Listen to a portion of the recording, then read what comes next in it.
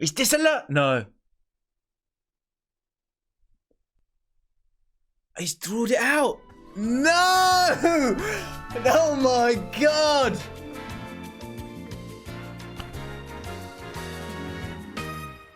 Pickford, you lucky boy. Hello everybody, welcome back to the James Lawrence Allcott channel. The Merseyside derby is happening right now. It's half-time. I'm going to give you my half-time reaction and full-time reaction to this game, just to kind of see what it looks like, see how it changes and see what I can maybe even predict. We'll give it a go. If you're enjoying this kind of content, make sure you hit that like button. Just as importantly, I'm trying to get myself to 55k by the end of the weekend. So if you enjoy this video, I'm going to be doing another reaction, half-time, full-time for the Man City Arsenal game, but we're very close to 55k. I'd love to get it done over the weekend, and I'm dreaming to get to 60,000 as quickly as possible. Over 40% of you guys aren't subscribed to the channel at the moment, so if you are feeling generous this weekend, hit that subscribe button. Right, let's get into it. Let's look at the lineups. When it comes to the lineups, a few talking points I think were quite clear for me. One, this is probably Everton's best lineup. This is probably the best they can put forward. A few players there were nervous about their injuries, and we'll get onto the big injuries that happened in that first half in a second. But Alan came back into the team. Gomez was playing in that midfield three with Decore as well. Pickford obviously retained his place. I think the goalkeepers was a big talking point here, and obviously Calvert Lewin coming back from the purple patch that he'd had, and then continuing that with England. I was intrigued to see how they would get on, but this really is the best Everton team you can put together. When it came to Liverpool, the big talking point for me was the midfield. Obviously you've got the goalkeeper situation. Butland, they were trying to get through the door, didn't happen, so they're sticking with Adrian. See how he gets on in the game. But the midfield three was the big one for me. Mane coming back in, absolutely huge for Liverpool. But Fabinho, Henderson and Thiago, how are those three going to play together? No doubt they're all wonderful footballers, but do they work as a three? I'll get into that in just a second, because the game then happened.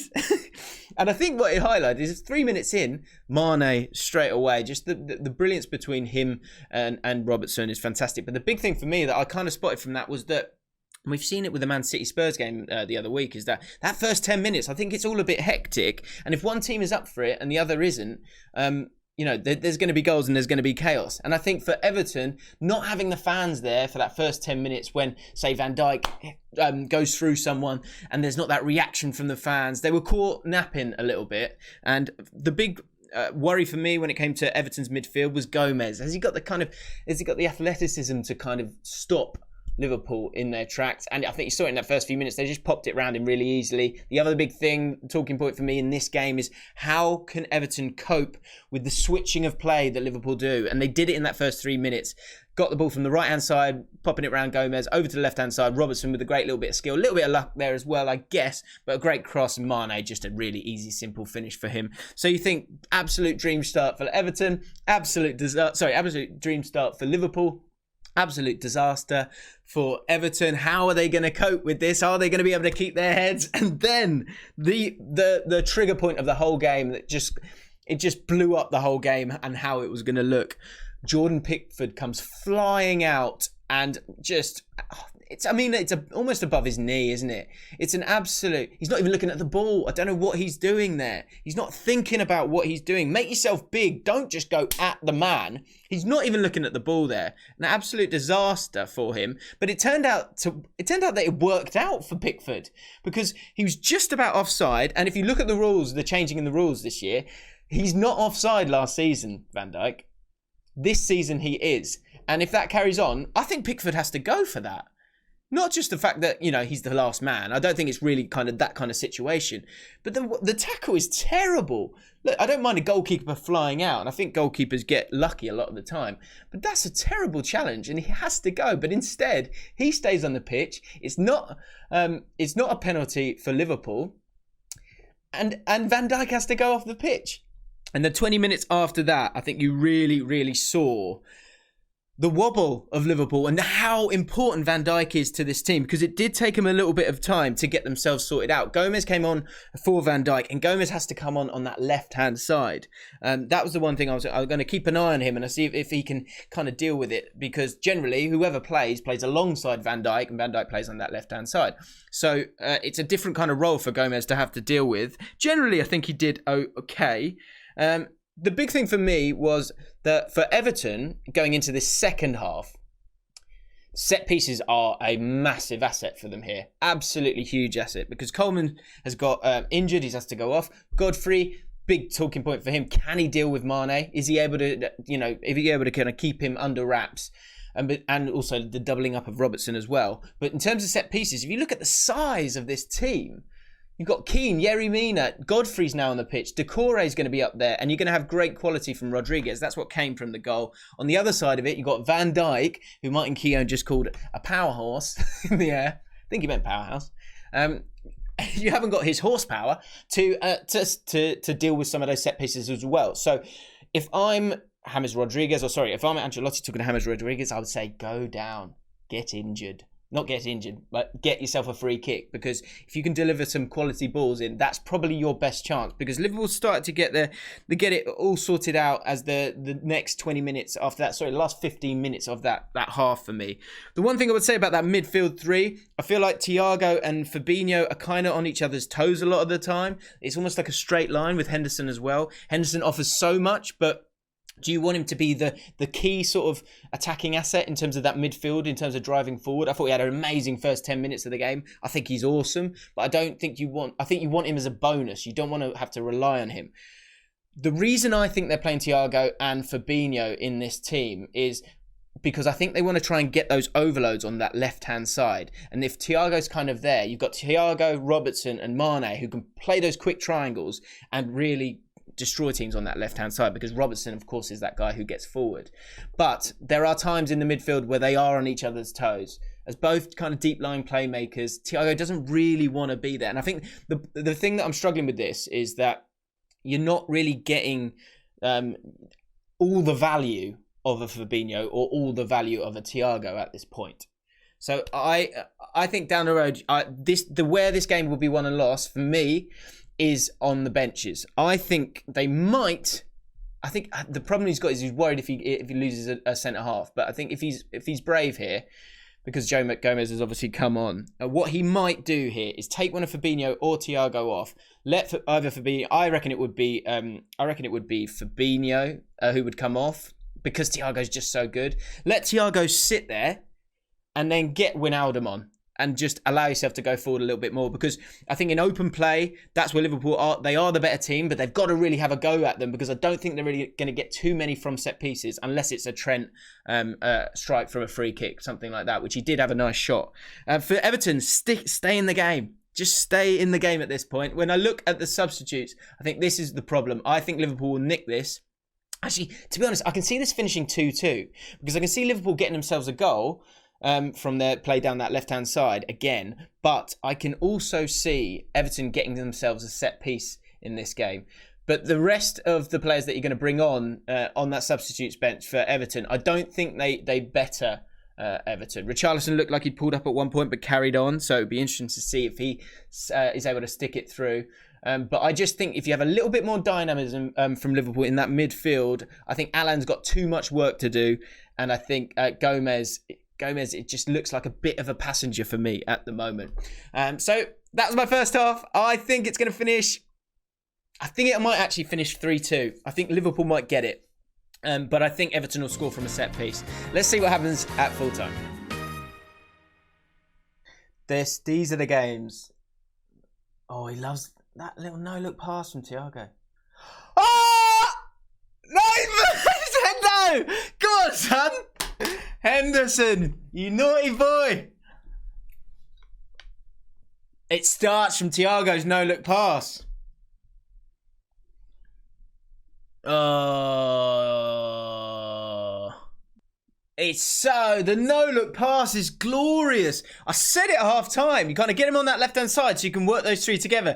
Hendo fucking getting the work in, and he gets himself the winner. I was literally, oh my God.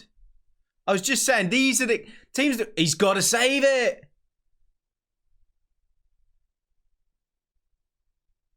Oh no, we're waiting for an offside. No, he's all right.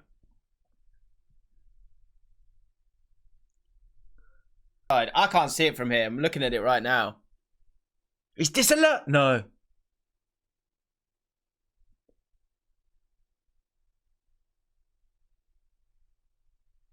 He's ruled it out. No! No! Oh my God!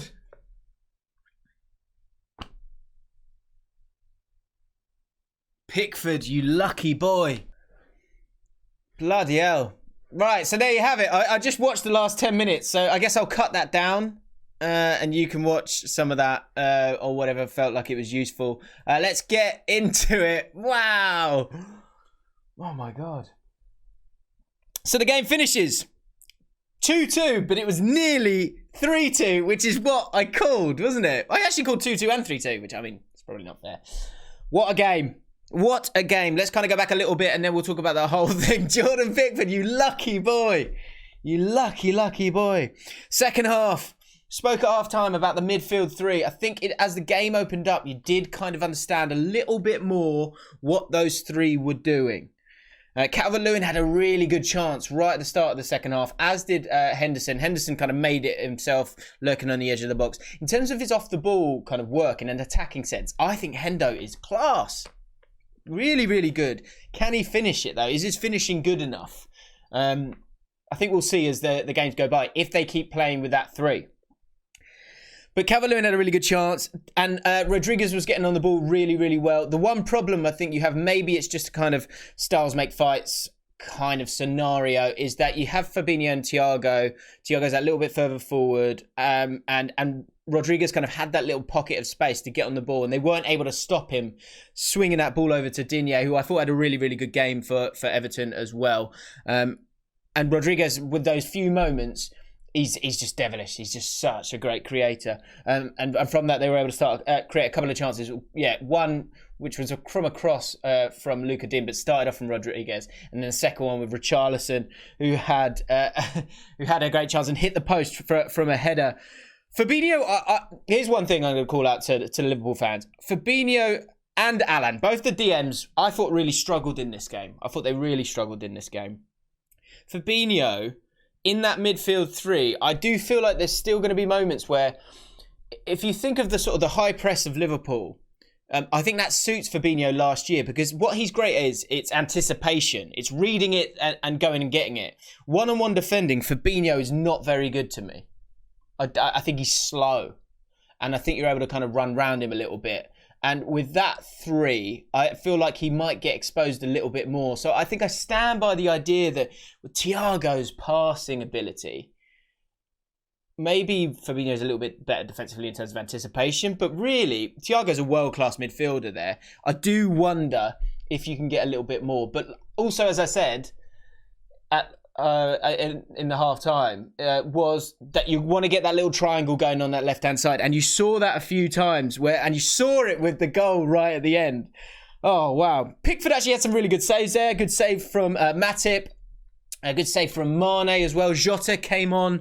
A few substitutions of Iwobi coming on for Everton as well. For the goal, Salah, so quiet during the game. Really, really quiet during the game. And then it just absolute bullet finish. Mina, I think Martin Keown was right. I'd said it just before. I've got it written down here. I can prove it. He should have cleared it with his left foot and didn't. And then Salah just takes his opportunity with a really, really good finish. Jota comes on. Firmino comes off. He must be so frustrated sometimes, because in terms of the areas that he picks up, he just is so deep all the time that it means that those other guys get those goals, but it also means that he's just never really getting involved. I was looking at his positions on the pitch. Let's have a quick look at it here. I'll show you now. The box, he just doesn't. And that's a problem. That's a bit of a problem, because I think he needs to be offering some goals at times as well, as much as Liverpool do. So he took him off, put Mane on. It was a bit more of a sort of straight kind of front three at Everton. And it's so difficult to create overloads and get in behind teams that Firmino does offer that. But it must be frustrating for him. And I think some people don't really understand the value of him. You're going to miss out on that. But Mane came on. Jota plays on that left-hand side. And then you've got a much more obvious front three that you're playing in there. Be interesting to see if that continues, because I guess Jota is that left-sided player. So if that does happen, and who is he going to come on for? Generally, it's going to be the likes of Firmino. Maybe when you're looking to finish off a game, then Mane is going to play as a centre forward, which should be interesting in FPL. But that's not what we're going to be talking about here, because at 80 minutes, Dominic Calvert-Lewin highlights what he is just amazing at, and what you watched it happen. You watched the goal. and it's a great cross from Digne, because he does just loft it up and you're watching it come across and you go, that's a goal. Because the leap of Calvert-Lewin is just so impressive now that he's going to get so many goals like that. Back post party. If anyone watches my Football Manager series on Twitch, back post party is where it's at. And that's what you're going to see with Calvert-Lewin a lot of the time. He's going to peel off a time and again because his leap is wonderful. Such a great header from him. Really, really good. Pickford was making some good saves. And then the chaos happened at the end. Wow. Was it offside? Was it not offside? I mean, I don't know at this stage. I think you've got to kind of go with what VAR say. They're at a point now where they're trying to minimise the nuances of your arm. and it's not given. But the pass from Thiago is just wonderful. And Henderson making those runs, you know, like I said, I do think it is a bit of a bonus. I think he will frustrate Liverpool fans at times. But he gets in there and it's an okay finish. But Jordan Pickford has... For how, I mean, is it him having a brain fart or is it him just being a little bit unlucky with a one moment in time with that Merseyside derby a few years ago? He has gathered up all the luck that he will ever get as a goalkeeper in those final minutes with the offside, because really he's got to save that. He has to save that. Maybe it's the sort of scuff finish, so it's a little bit difficult for him. He's almost there a little bit early. We do see that sometimes. But he's got to save that, and he's been saved twice. The other thing that I noticed with Dominic Calvert-Lewin, because he hadn't really been involved in the game, is the amount of touches he has in the game. There really is. It's all about Lucas Digne on that left-hand side to get the crosses in for him, but Rodriguez as well on that other side. Liverpool dominant in this game. Thiago showing his dominance and how much they're going to try and get him on the ball. Look how many passes he made. 70 passes. Miles more than anyone else in this game. But touches and Dominic Calvert-Lewin, we've got to scroll down a decent amount for the centre forward of a team that have just got themselves a draw. A team that are top of the league. And he's only had 41 touches. But it doesn't matter because he gets the goals. And I think they're so driven towards getting him goals. He's so brilliant for them. Such a great target man. And it highlights these other strengths that the rest of this Everton team has. In the likes of Digne and what he can offer. In the likes of Rodriguez and his guile and creativity and passing as well. In terms of the man of the match for me, I'm actually going to go with Michael Keane. I thought there was a real test for him on that right-hand side because you've got Firmino pushing and pulling. You've also got Salah there as well. You've also got Henderson making late runs as well. And for a lot of it, he did really, really well. Thiago was superb, and I think he is absolutely wonderful. But I think you might be able to get even more out of him. I guess the big talking point with those two, and I've said it a couple of times here, is I guess where do you want Thiago to have the ball? Are you going to be a bit sort of stunted by having him there because he's not gonna kind of get in those pockets of space, and you've got another person behind you which is just one body that you're missing out a little bit further forward, or do you want him there because you've got the runs of Mane, you've got the movement of Firmino, you've got Robertson on that left hand side? Let me know, guys, for Liverpool, because I think that's probably one of the most exciting talking points here, is that midfield three. Because Henderson I thought was brilliant. I thought he was great. He's right up there, actually, for me in terms of what he offered. Salah, amazing finish, but generally actually thought he was quite quiet. And from Everton, in terms of the defensive side, Pickford, he kind of washes away all the great saves that he made in this game with two brain farts. And he's got to calm that down a little bit. I mean, I say two brain farts, that's not really fair. Probably the second one, it's just it's a miscalculation on the save. But he shouldn't have been on the pitch. That is a terrible challenge, and he's got so lucky. Everton have got lucky. I think Everton have been stretched a little bit here, but I think what you're seeing here with someone like Allen, who's just going to dig a hole, if he can hang in there, with Rodriguez, it almost doesn't matter how far away Calvert-Lewin is, how isolated he is from the rest of the team. You still got a chance because it's about the vision of the other two. Let's just have a look at his heat map here. Dominic Calvert-Lewin. So working a lot on that right-hand side. That's interesting to see. But trying to get himself up the pitch, getting himself in the penalty box a lot more than Firmino that we were showing just a second ago.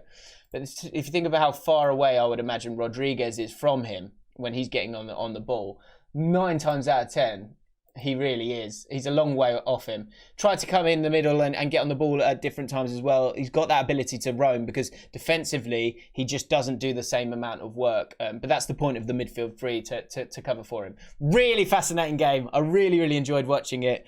Absolute chaos. Let me know what you think in the comments below. Who was your man of the match? I'm going with Michael Keane because he got that goal, but he also, I thought, was very resilient for Everton in a back four that was a bit makeshift at the end. Godfrey, I thought, did well when he came on as well.